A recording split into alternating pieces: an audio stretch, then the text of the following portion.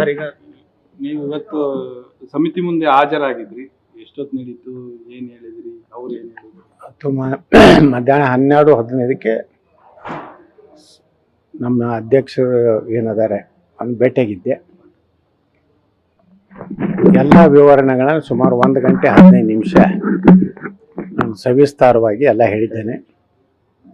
ಎಲ್ಲ ಅವರು ಸಂಪೂರ್ಣವಾಗಿ ನಾ ಹೇಳಿಕೆಗಳನ್ನು ಎಲ್ಲನೂ ಅವರು ಸ್ವೀಕಾರ ಮಾಡಿದ್ದಾರೆ. ಮುಂದಿನ ವಿಚಾರವನ್ನು ತಿಳಿಸ್ತೀನಿ ಅಂತ ಹೇಳಿದ್ದಾರೆ. ಅವ್ರು ಏನು ಉತ್ತರ ಕೊಟ್ರಿ ಸರ್?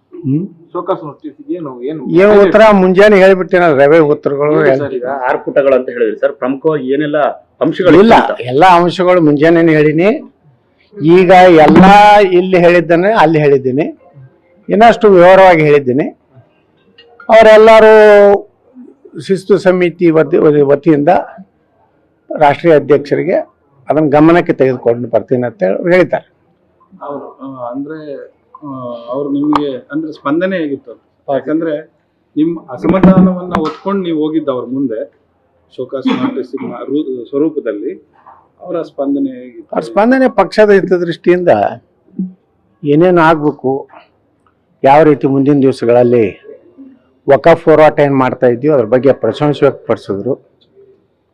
ಈ ಹಿಂದುತ್ವ ವಕಫು ಕಾಂಗ್ರೆಸ್ ವಿರುದ್ಧ ತಮ್ಮ ಹೋರಾಟ ಮುಂದುವರಿಸ್ರಿ ಅಂತ ಹೇಳಿದ್ರು.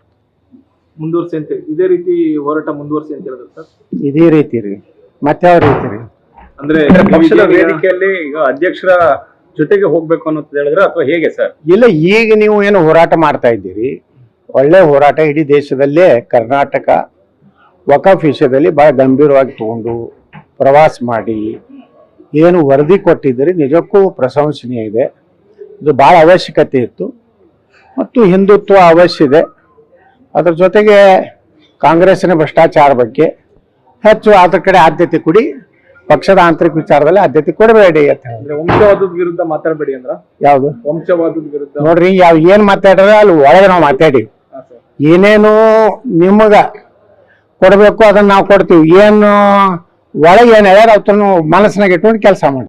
ಸರ್, ಹೋಗೋತ್ತಿಗೆ ಅಗ್ರೆಸಿವ್ ಹೋಗಿದ್ರಿ, ಬರುವಾಗ ಸ್ವಲ್ಪ ಶಾಂತ ಸ್ವಭಾವದವರಾಗಿ ಬರ್ತಾ ಇದ್ರಿ. ಹಾಗೆ ಶಾಂತ ಸ್ವಭಾವ ಆಗತ್ತೆ ಹೇಳಿದ್ದಾರೆ. ನಿಮ್ಗೆ ಒಳ್ಳೆ ಭವಿಷ್ಯ ಇದೆ, ಅದಕ್ಕೆ ಶಾಂತ ಇದ್ರೆ ಬರೀ ಇಶ್ಯೂ ಬೇಸ್ಡ್ ಮಾತಾಡಿರ್ತೇವೆ. ಹಾಗಿದ್ರೆ ಮುಂದಿನ ದಿನಗಳಲ್ಲಿ ಹೊಸ ಯತ್ನಾಳ್ ಅವ್ರು ನೋಡ್ಬೋದು ಕರ್ನಾಟಕ ಬಿಜೆಪಿ? ಆಗೋದಿಲ್ಲ ಹೊಸ ಯತ್ನಾಳ್. ಎಲ್ಲಾರು ಹಂಗೆ ಹೇಳ್ತಿದ್ರು, ಹಿಂದಕ್ಕೊಬ್ರು ಲೀಡರ್ ಹೇಳ್ತಿದ್ರು, ಇನ್ನು ಮುಂದೆ ನಾನು ಹೊಸ ಟಿಮ್ ನೋಡ್ರಿ ಅಂತ ಹೇಳಿ. ಅವ್ರು ಎಂದೂ ಅವ್ರು ಸುಧಾರಿಸಲಿಲ್ಲ, ನಾವು ಹಂಗೆ ಇದೀವಿ. ಅಂದ್ರೆ ಶಾಂತ ಮಾಡಿದ್ರ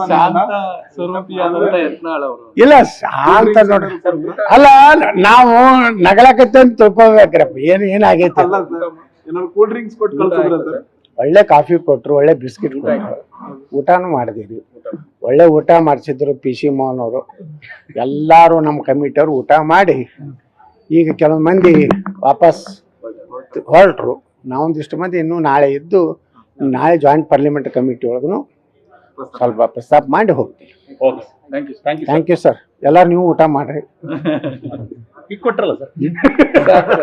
ಸರ್, ಹೋಗೋತ್ತಿಗೆ ಅಗ್ರೆಸಿವ್ ಹೋಗಿದ್ರಿ, ಬರುವಾಗ ಸ್ವಲ್ಪ ಶಾಂತ ಸ್ವಭಾವದವರಾಗಿ ಬರ್ತಾ ಇದ್ರಿ. ಹಾಗೆ ಶಾಂತ ಸ್ವಭಾವ ಆಗತ್ತೆ ಹೇಳಿದ್ದಾರೆ.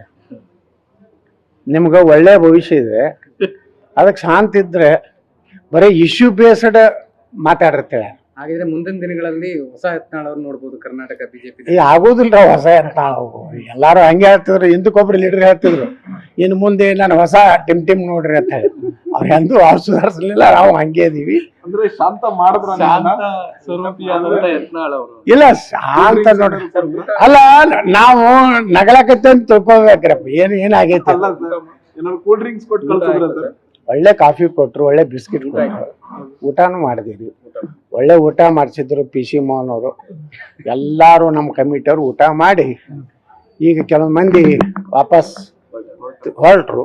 ನಾವೊಂದಿಷ್ಟು ಮಂದಿ ಇನ್ನೂ ನಾಳೆ ಇದ್ದು ನಾಳೆ ಜಾಯಿಂಟ್ ಪಾರ್ಲಿಮೆಂಟ್ ಕಮಿಟಿ ಒಳಗೂ ಸ್ವಲ್ಪ ಪ್ರಸ್ತಾಪ ಮಾಡಿ ಹೋಗ್ತೀವಿ. Thank you sir. ಎಲ್ಲಾರು ನೀವು ಊಟ ಮಾಡ್ರಿ. ಈಗ ಕೊಟ್ರಲ್ಲ ಸರ್.